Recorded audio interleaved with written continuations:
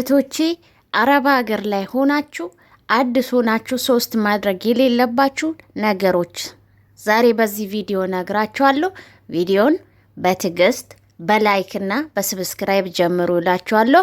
ወዶቼ ቪዲዮዬ እንደተለመደው አዳዲሶቹ ነው የምመለከታቸው። ይህን ነባሪዎቹ ደግሞ እናንተ ታውቁታላችሁ ብዬ አስባለሁ። ግን በአጋጣሚ ይሄ ቪዲዮ እናንተ ጋር የሚደርስ ከሆነ ላይክ እና ሼር በማድረግ አድርሱልኝ እላለሁኝ። አሰላሙ አለይኩም ወራህመቱላሂ ወበረካቱሁ። ሰላም ሰላም፣ ውድ ሀገሬ ልጆች፣ ወዶቼ፣ እህቶቼ እንዴት ናችሁ? ሀያት ዩቲዩብን ሰብስክራይብ ማድረግ እንዳትረሱ። ዛሬም ደግሞ የተለመደው ነው ይዤላችሁ የመጣሁት። አዲስ ሆናችሁ ወደ አረብ ሀገር ሄዳችሁ እህቶቼ፣ ወይ ደግሞ መታችሁ ነባር የነበራችሁ ግን አዲስ የሆናችሁ እህቶቼ ሶስት ነገሮችን እነግራችኋለሁ። እባካችሁ እነዚህን ሶስት ነገሮች ከማድረግ ራሳችሁን ቆጥቡ። እውነቴን ነው የምላችሁ፣ ይጠቅማችኋል። በደንብ አዳምጡ እህቶቼ። ጊዜው እንደ በፊቱ አይደለም። አረብ ሀገር ማለት እንደ ድሮ አይደለም እና ራሳችሁን መጠበቅ ደግሞ አለባችሁ ብዬ ስለማስብ ነው እህቶቼ። ማናችንም ከሀገራችን ስንወጣ ስንሰደድ ስንመጣ ራሳችን ለመለወጥ ቤተሰቦቻችን ለመለወጥ ራሳችን ላይ ወስነን ራሳችን ደግሞ መስዋዕትነት አድርገን ከሀገር የምንወጣው ሰርተን ለመለወጥ ነው። አላማ ይዘን የወጣ ነው እህቶቼ። እና ያንን አላማችን ደግሞ ግብ ለማድረስ እኛ ከብዙ ነገር ራሳችን መጠበቅ አለብን። እውነቴን ነው የምላችሁ። አለበለዛ በጣም ነው የሚከብዳችሁ ነገሮቹ። እኛ ከሀገራችን ስንወጣ አስበን እንደምንመጣ አይደለም። ብዙ ነገር ከዛኛ ካሰብነው ተቃራኒ ነው እህቶቼ። እባካችሁ በመጀመሪያ ደረጃ እመላችሁ እንደምን ጊዜም የሚቀድመው ጤንነት ስለሆነ አንደኛ ማድረግ ከሌለባችሁ ነገሮች አንደኛው እባካችሁ የቧንቧ ውሃ ከመጠጣት ተቆጠቡ። እኔ እውነቴን ነው የምላችሁ፣ እንደዚህ አይነት ነገር አይቻለውም ሰምቻለሁም።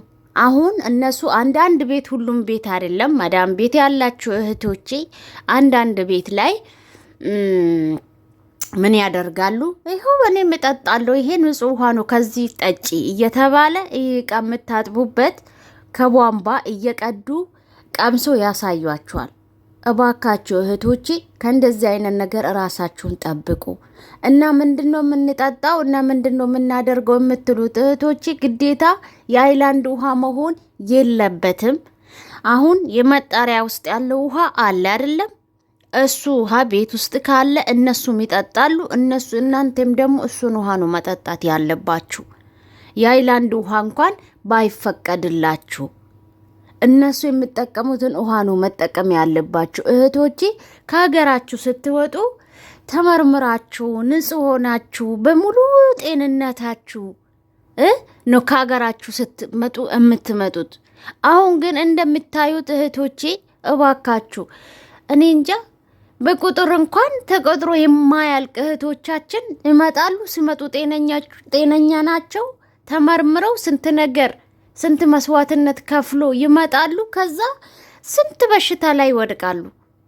የኩላሊት በሽተኛ ሆኖ ወደ ሀገራቸው ይመለሳሉ። ይሄንን ልላችሁ የቻልኩበት ምክንያት ውሃቸው ጨው ነው ወዶቼ። ይሄ የቧንቧ ውሃ ለእቃ ለልብስ ምናምን ለማጠብ ለብዙ ነገር የምጠቀምባቸው ውሃዎች በጣም ጨዋማ ናቸው። ውስጡ ጨው ነው እንዳለ እና ያ ነገር ደግሞ እኛ ላይ በጣም ብዙ ሳይድ ኢፌክት ነው የሚያመጣው። ብዙ ነገር አለው እህቶቼ። ጤነኛ ሆነን ወጥተን ጤነኛ ሆነን ወደ ሀገራችን መመለስ አለብን። አንዳንድ ጊዜ ችግራችን አይተን እንዴት ተሰቃይተን ስንት መስዋዕትነት ከፍለን ከሀገራችን እንደወጣን እያሰበን ብቻ እዚህ ጋር ራሳችን ማጉዳት የለብንም እህቶቼ። እንደምን ጊዜም እንደምነግራችሁ መብታችሁንና ግዴታችሁን ለይታችሁ ማወቅ መቻል አለባችሁ። እና ይሄ ነገር ብዙ ቤት ላይሆን ይችላል፣ ግን አንድ ቤት ውስጥ እንደዚህ አይነት ነገር ስላለ ነው። የመጣሪያ ውሃ አለ እሱን ውሃ ጠጡ። ቀዝቃዛ ነው ይቀዘቅዘኛል። ቀዝቃዛ ብቻ አይደለም ሙቅ ውሃ አለ፣ አደባልቁና ጠጡ። እና ይሄ ነገር እንዳልኳችሁ አዳዲሶቹን ነው እንጂ የምመለከታችሁ ነባሪዎቹ ታውቁታላችሁ ብዬ አስባለሁኝ። ደግሞም እርግጠኛ ነኝ። እና እህቶች እባካችሁ ከእንደዚህ አይነት ነገር ራሳችሁን ጠብቁ። እኔ እውነቴን ነው የምላችሁ። አንድ ጊዜ የሰው ጤና ከተቃወሰ ለመመለስ ወላሂ ምንም ነገር መመለስ አይችልም። በጣም ነው ምንሰቃየው። ልንገራችሁ እህቶቼ፣ ወጥቶ ከማቅረት አላህ ይጠብቃችሁ። ጤነኛ ሆነን ከሀገር ወጥን በሽተኛ ሆነን ወደ ሀገር ከመመለስ አላህ ይጠብቃችሁ፣ አላህ ይጠብቀን እህቶቼ። በተቻለ አቅም ደግሞ እኛ ሰበቡን እናድርስ፣ እኛ ራሳችን እንጠብቅ፣ እኛ ለራሳችን እናስብ። ሁለተኛ ደግሞ የምነግራችሁ እህቶቼ፣ አዲስ የሆናችሁ እየመጣችሁም ያላችሁ ከሆነ ወይ ደግሞ እዚያ ካላችሁ አዲስ ከሆናችሁ እህቶቼ፣ ከጠለብ ቤት ከማጥፋት ራሳችሁን ቆጥቡ። እንደው አደራ እምላችሁ ከጠለብ ቤት ከማጥፋት ራሳችሁን ጠብቁ። ችግር ሊኖር ይችላል፣ ላይመቻችሁ ይችላል፣ ልርባችሁ ይችላል፣ ልትቸገሩ ትችላላችሁ። ብዙ መከራ ብዙ ፈተና ሊደርስባችሁ ይችላል። እህቶቼ ግን ከጠለብ ቤት ማጥፋትን እንደ መጀመሪያ አማራጭ አርጋችሁ እንዳትወስዱ እባካችሁ እህቶቼ። ድሮ ብጠፋም ችግር የለውም፣ ዳና ጊዜ ነበረ፣ ጊዜው ሰላም ነበረ። ብጠፉ እንኳን ስራ የምታገኙበት አጋጣሚ በጣም ሰፊ ነበር። አሁን እህቶቼ እናንተ ብትቸገሩ እንኳን ባይመቻችሁ እንኳን መብት አላችሁ ቤት መቀየር። እህቶቼ እባካችሁ ቤት ለመቀየር አስቡ እንጂ ችግር ከደረሰባችሁ እንኳን ማጥፋትን እንደ አማራጭ አርጋችሁ እንዳትወስዱ። ከጠለብ ቤት ስትወጡ እህቶቼ ብዙ ነገር ነው የሚደርስባችሁ። ኢኮኖሚያዊ ነገር ይደርስባችኋል። አካላዊ ችግር ሊደርስባችሁ ይችላል። እውነቴን ነው የምላችሁ። በጣም ልትቸገሩ ልትሰቃዩ ትችላላችሁ። እዛ ቤት ሆናችሁ ሌሎቹን ስታናገሩ ወይ ሌሎቹን ህይወት ስታዩ ዳና ነገር ሊመስላችሁ ይችላል፣ ጥሩ ነገር ሊመስላችሁ ይችላል።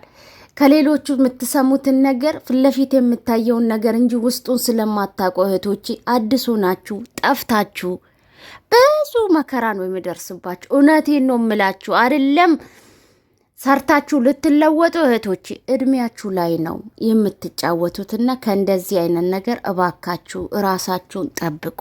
የማይመቻችሁ ከሆነ ችግር ካለ ለህይወታችሁ የሚያሰጋችሁ ነገር ከሆነ ካልተመቻችሁ አይታችሁ ቤት መቀየር መቻል አለባችሁ። በቃ አልተመቸኝም ይውላችሁ። እዚህ ጋር ስራ ማብዛት አለማብዛት ብቻ አይደለም። ስራ በዝቶ ሰላማዊ ቤት አለ። ስራ የሌለበት ሰላምም ደግሞ የሌለበት ቤት አለ። ከእንደዚህ አይነት ነገር እህቶቼ አደራ አደራ አደራ ራሳችሁን ጠብቁ። ሶስተኛና የመጨረሻው ምንድን ነው እህቶቼ? ድሮ እንኳን የለም። አሁን ቅርብ ጊዜ እኔ ዛሬ አመት ነው ምናምን አካባቢ እኔ ራሴ ሰምቻለሁ በጆሮዬ። አንድ መዳም ስጠይቃት ለምንድን ነው እንደዚህ አይነት ነገር የተጀመረው ስላት እኛ እንዲህ ብላ ነገረችኝ። እና እሱ ምንድን ነው እህቶቼ እባካችሁ ደሞዛችሁን ስትወስዱ የምትፈርሙት ወረቀት አለ። ይህንን ደሞዝ ተቀብያለሁ፣ ይህንን ወስጃለሁ እና እህቶቼ ፈርሙ ስለተባላችሁ ብቻ የማታቁት ወረቀት ላይ የማታቁትን ነገር እባካችሁ እንዳትፈርሙ። መጀመሪያ ማንበብ ከቻላችሁ ማንበብ የምትችሉ ከሆነ አንብቡ። እማትችሉ ከሆነ እርግጠኛ ነኝ በዙሪያችሁ ሰዎች ይኖራሉ፣ ዘመድ ወይ ጓደኛ ወይ የምታቁት ሰው በስልክ የምትተዋወቁ ብዙ የምታቁት ነገር አለ። ማወቅ ትችላላችሁ እንጂ እህቶቼ እባካችሁ ሳታቁ ምንም አይነት ወረቀት እንዳትፈርሙ። ዛሬ እንደ ቀልድ እኛ አንድ ጨረፍታ እንዲያርገን የምንፈርመው ወረቀት ህይወታችን ላይ ብዙ መስዋዕትነት ሊያስከፍለን ይችላል። በጣም ብዙ መስዋዕትነት የማንወጣበት ዕዳ ውስጥ ልንገባ እንችላለን። እና ደግሞ እህቶቼ መማር ቀለም አይደለም፣